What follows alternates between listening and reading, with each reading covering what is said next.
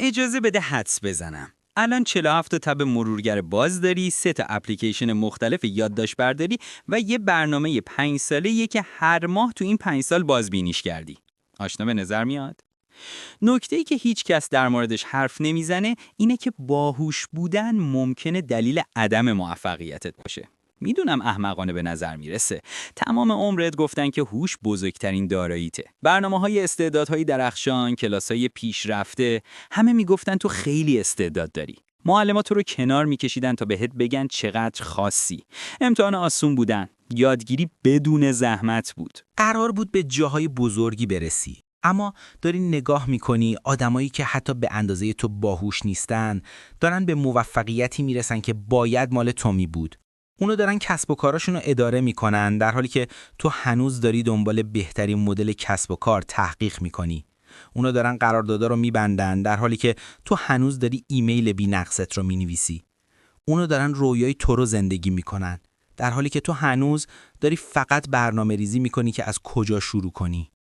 هوشت تبدیل شده به یک زندان و بدتر از همه اینه که این زندان رو خودت ساختی، میله به میله. گرونترین کلمه دنیا چیه؟ کامل.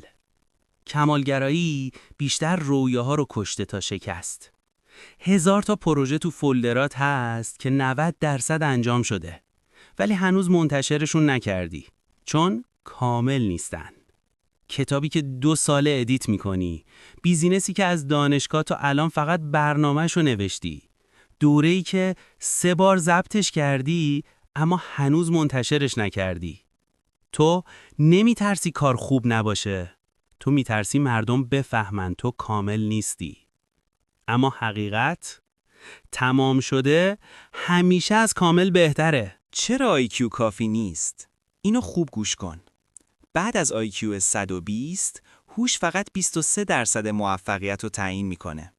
حدس بزن چی 58% رو تعیین میکنه. هوش هیجانی EQ، قدرت ارتباط گرفتن، توانایی کنترل احساسات، درک آدما، همون چیزایی که تو مدرسه بهمون یاد ندادن. برای همین بعضیا که از تو باهوشتر نیستن ولی مهارت‌های اجتماعی قوی دارن ازت جلو میزنن. نفرین دانستن.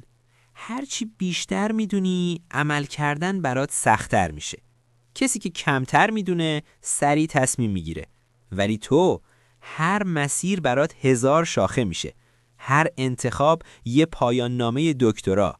تو غرق دانایی شدی ولی فلج عمل. گاهی باید یادت بره چقدر میدونی و فقط حرکت کنی. معادله موفقیت.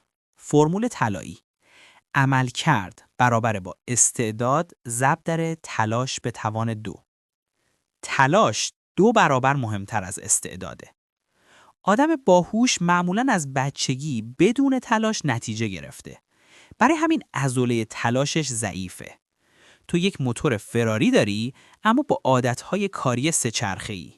یادت باشه تلاش معمولی همیشگی نابغه پراکنده کارو نابود میکنه.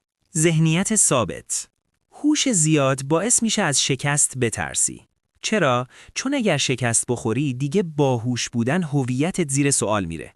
برای همین از هر چیزی که توش تازه کاری فرار میکنی. ولی رشد دقیقاً اونجاست. جایی که اشتباه میکنی، افتضاح میشی و دوباره بلند میشی. فاصله هوش اجتماعی. تو استراتژی خلق میکنی اما اجرا نمیکنی. مشکل رو برای همه حل میکنی اما برای خودت نه. چرا؟ چون موفقیت تیمیه ولی تو همیشه تنها بازی کردی. دیالوگ‌های ساده برای تو بی‌معنی بودن اما همون حرفای ساده برای بقیه رابطه سازی بوده. عزیز باهوش، وقتش تصمیم بگیری. میخوای فقط باهوش باشی یا میخوای موفق هم باشی؟ اگر از این سبک ویدیو خوشت اومد، لایک کن، کامنت بذار و ویدیوهای بعدی رو از دست نده.